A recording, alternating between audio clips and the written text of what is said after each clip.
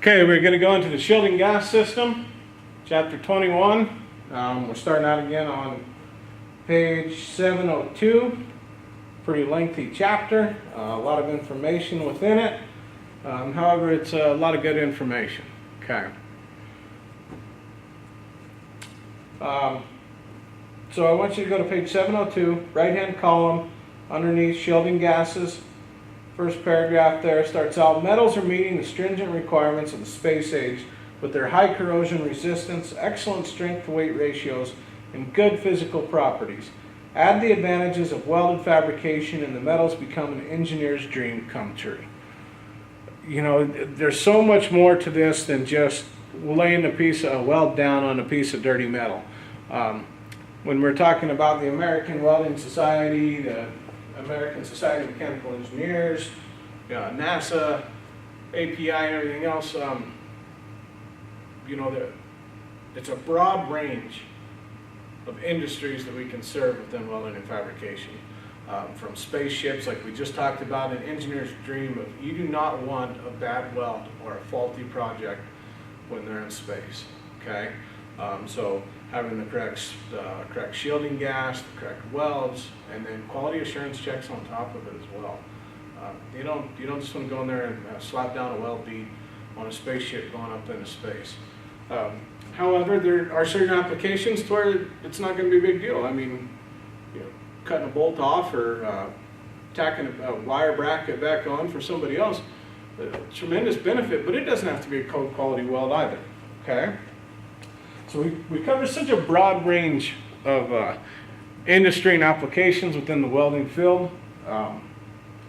We really want to make sure that we think about all applications going through our training and our experiences in life. I want to start on the next paragraph, same page, 702, chapter 21. Second paragraph underneath shielding gases, it says, however, in the molten state, many of the metals absorb oxygen, nitrogen, and hydrogen from the air. These gases cause porosity and brittleness. The prime consideration when welding them is protection of the weld zone from atmospheric climates. In chapter 18, we have seen that this is accomplished by a shielding gas. So, what we're trying to do is we're trying to keep the hydrogen out by a shielding gas or some sort of a flux coating, and flux core arc welding, it could be both, so forth, correct? So we want to make sure we're using welding grade equipment or gases as well. Make sure your flow meters are working correctly and properly. Your solenoid control valves work. There's nothing worse than putting in a rut pass, not catching a couple pieces of porosity, getting all the way to the end, and realizing that you have to cut it out and do a repair on a weld. Sometimes it possibly could cost you your job. So make sure, again, we're inspecting it as we go, fix it as we go, and then keep our equipment well maintained at the same time.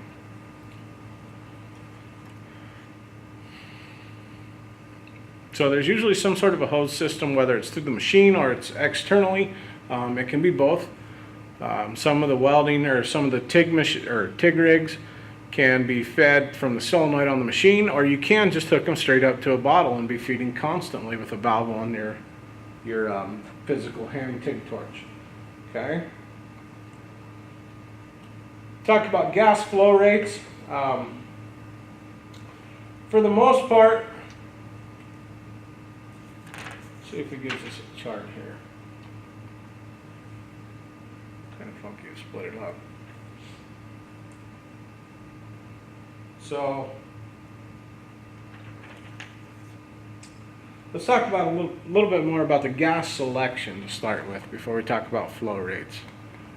I'm not sure if it will.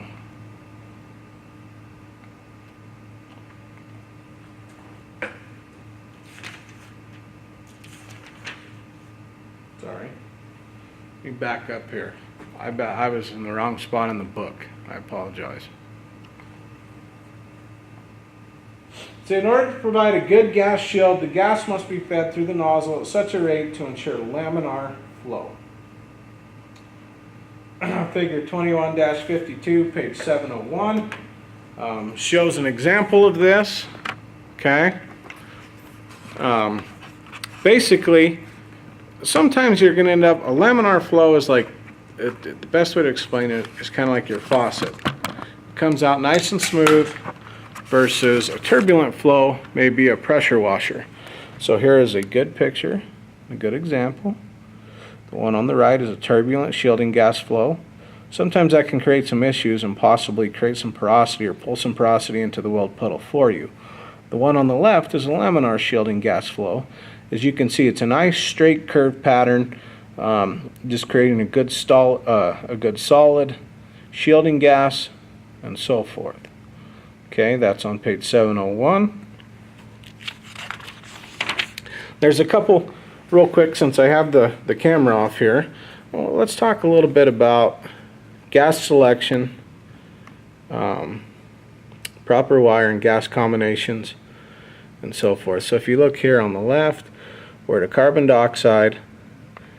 It can be good for mild steel solid wire, an alloyed metal core wire, and a flux core wire.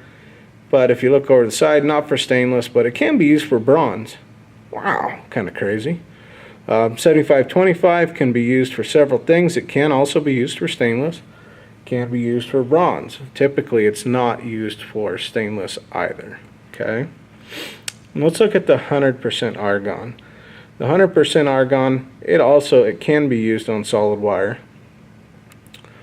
but it's a lot more expensive gas. However, it can be used on aluminum, copper, stainless as well. Okay.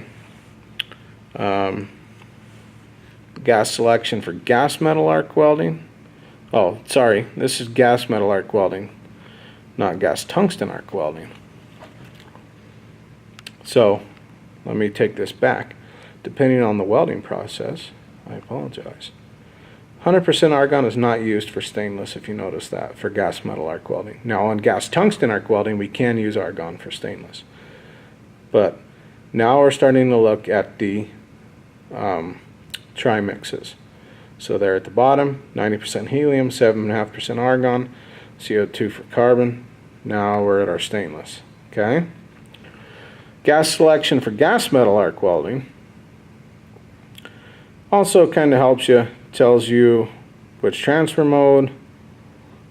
It's kind of a good table. It doesn't have it in the PowerPoint presentation, so I want to make sure to put it in here as well. So let's take a look here at steel, stainless nickel, nickel alloys, short circuit transfer, over 14 gauge. So we're definitely looking at some trimix materials for shielding gases. Okay. You can also see some advantages and disadvantages as well. Again, feel free to go through this table. I think it's a valuable table. Are you going to have to remember all of it? Absolutely not. But I will tell you one thing. This is the type of stuff that is important to have in a little book, a notebook somewhere, stuffed inside of your lunchbox. You get out there and you forget, man, it's been a while since I've welded stainless wire. What is my voltage setting? What is my amperage setting? Voltage setting, my wire speed. What gas was I using last, and what was the metal, the filler metal. Makes a big difference if you have a little reference for there as well. Okay, so gas flow rates, you want to be, a good rule of thumb is roughly, if you're in a shop where there's not a lot of draft, 20 to 25 is usually a good gas flow rate. Depending on nozzle size, do some test patterns, make sure you're not having issues. You go outside, you're usually going to have to bump it up, and then again, this is for a light breeze. By no means a 25-mile-an-hour wind gust. But if you go outside and there's a little bit of a breeze, sometimes you can get away with running 40 to 60 on my cubic feet per hour. Gas flow. Okay.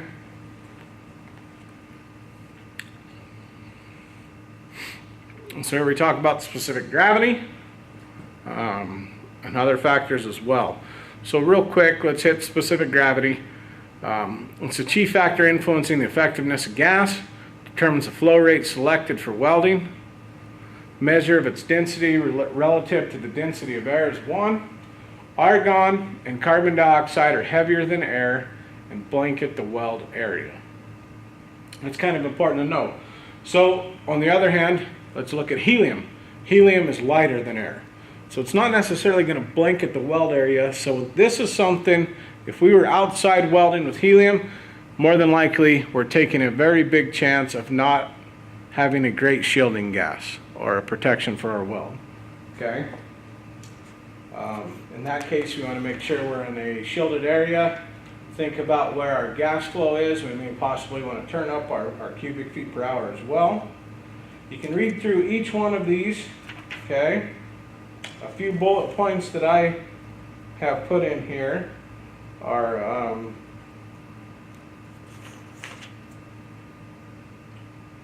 basically just anything that I thought as a relative or an essential variable, I'm sorry. Okay. I am on, let's go to page 708. Okay. We look at gas mixtures. Oh wow. I went to the book. Sorry, I didn't see this earlier. But here's the difference between our turbulent and our laminar flow.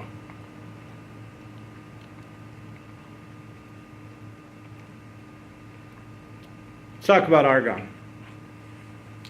Byproduct of manufacture of oxygen. The arc tends to be more stable than in other gas shields. Used as a mixture with other gases, gives quiet arc and reduces spatter.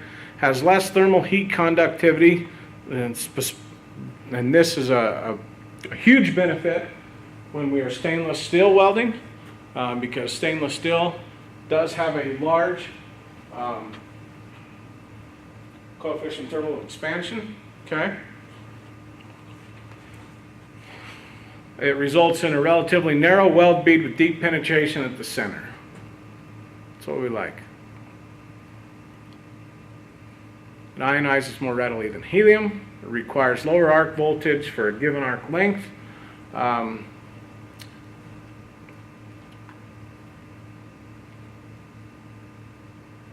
Right there underneath that, arc is not as hot, so it's preferable for use in welding light gauge metal and materials of low thermal conductivity. So the same thing, helium is a can really increase the amount of heat input into a material as well.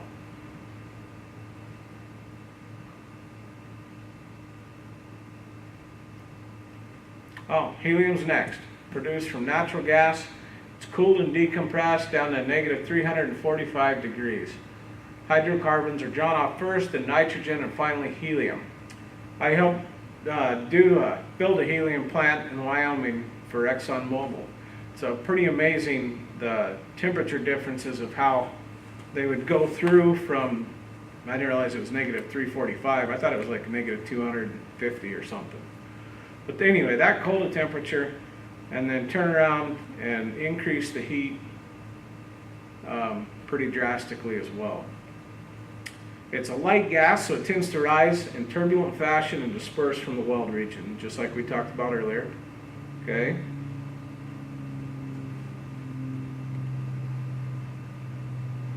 Produces a wider weld bead with less penetration than argon. Carbon dioxide. Carbon dioxide is not an inert gas. Most people just lump it in and think that it's an inert gas. It is not. Chemical compound composed of 1 part carbon, 2 parts oxygen, and CO2. Okay. Manufactured from flue gases given off by burning of gas, fuel oil, and coke. I don't know that there's a lot of coke manufacturers anymore. Coke is a byproduct of, that's how we used to, coke is a very hot type of coal ash. I shouldn't say it's an ash, it's a hot type of coal we would use to help fuel power plants or possibly melt steel and so forth. You know, probably 20 years ago, it was pretty common to find manufacturers of coke. They would take coal, usually burn off and process the impurities out of the coal to where they got a lot higher BTU range, so they could get more BTUs and heat out of the coal. By then, they'd add some other materials to it, produce what they called coke.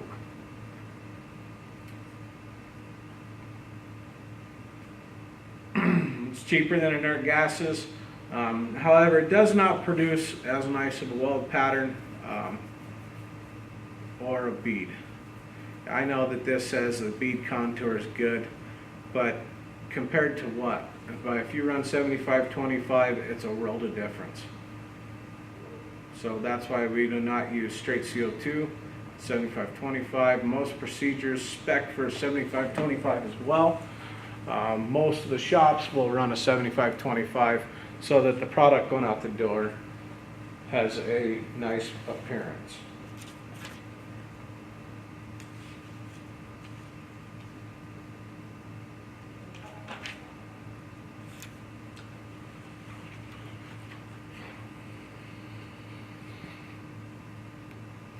So, available in liquid or gaseous form. Liquid level in the fuel cylinder is usually 2/3 up from the bottom. Any fuel cylinders we get, we need to watch and make sure that they're not necessarily in direct sunlight. Following all safety precautions, keep it chained up, keep it separated, make sure it's not mixed with flammable fuels, so forth. Make sure that all the valves and the caps are functional before you take them, and agree to purchase them or take them away from the cylinder place. Okay.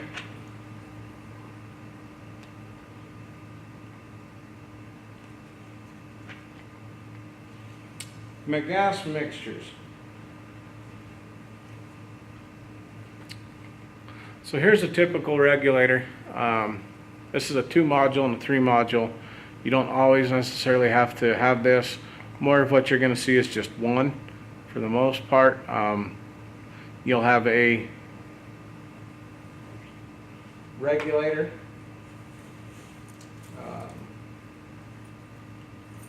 a 2-stage regulator. I don't think they're going to have a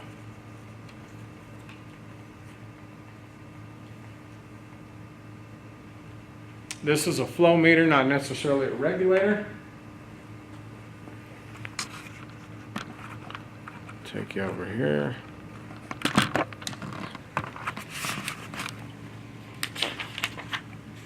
So here's a picture of a typical gas regulator. Sometimes you will have a regulator, and then directly after you might have only 1/2 of a flow meter, usually just a single stage. In this case, it can be, there's 2 different ports, 1 outlet. There can be multiple outlets. Okay.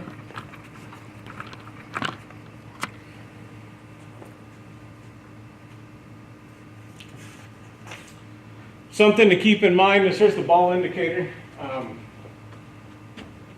So as you're welding along, you want your ball indicator. Sometimes these flow meters will come, they're kind of a multi-purpose one, so they might have helium, argon, 75-25, so forth. Make sure you're checking to make sure the correct fuel, so if you're using argon gas, make sure you're setting your ball to the argon scale, not the helium scale. It does make a big difference. Again, one of them is lighter, a lot less dense. So you're getting more flow, which also can turn into turbulent versus laminar flow. Very important. You also want to make sure that your ball, I usually set it towards the bottom, or I put my ball on the top side, so if it's at 30, I want the 30 mark right below the ball. When I am back purging, I want to make sure that my ball, my flow ball, is just barely able to be seen. So 4 to 5 cubic feet per hour, that's all I need right before I button it up. I'll drop it down even a little more. Here it tells you to read the center of the ball. I do not think that it makes that big of a difference to read the center to the bottom of the ball full. I don't believe it does. I like to set it at the bottom, because then if I look over and I notice that my flow meter's in the center, it's a quick adjustment for me to say, hey, I might be losing shielding gas. Let's stop, look at our bottle, let's see where we're at. Okay?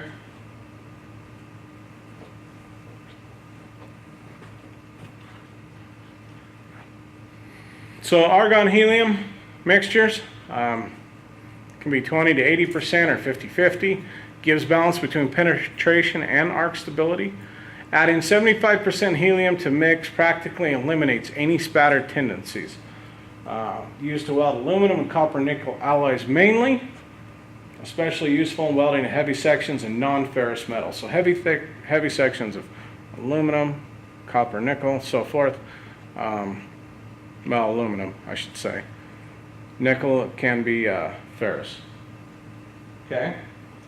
So, argon carbon dioxide. Now this is mainly what we see in the shop. This is what we consider to be our 75-25 mix. 75% argon, 25% carbon dioxide. Stabilizes the arc, promotes metal transfer, reduces spatter. Must contain deoxidizers. Up to about 20% CO2, permits spray transfer with solid steel wire. Most spray transfer we're going to use is going to be that 98.2 or that 95.5. Most of it's going to be a 98.2 that you're going to run. Okay.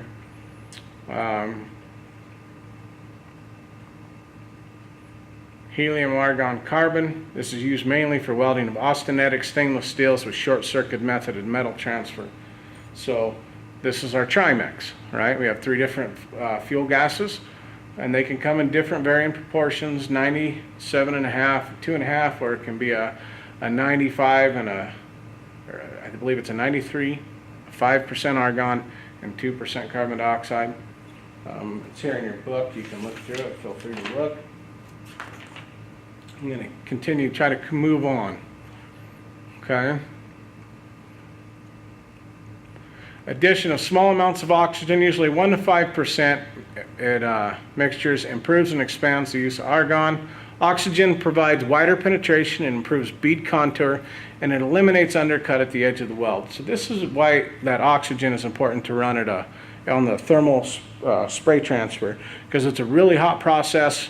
It helps it kind of flow in. The hotter we are, usually the more tendency we have to start seeing undercut on the side of our welds. Okay.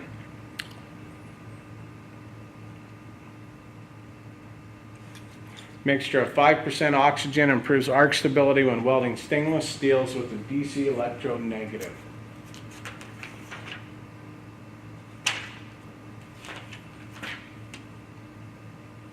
So here's a good example. Here's just straight argon.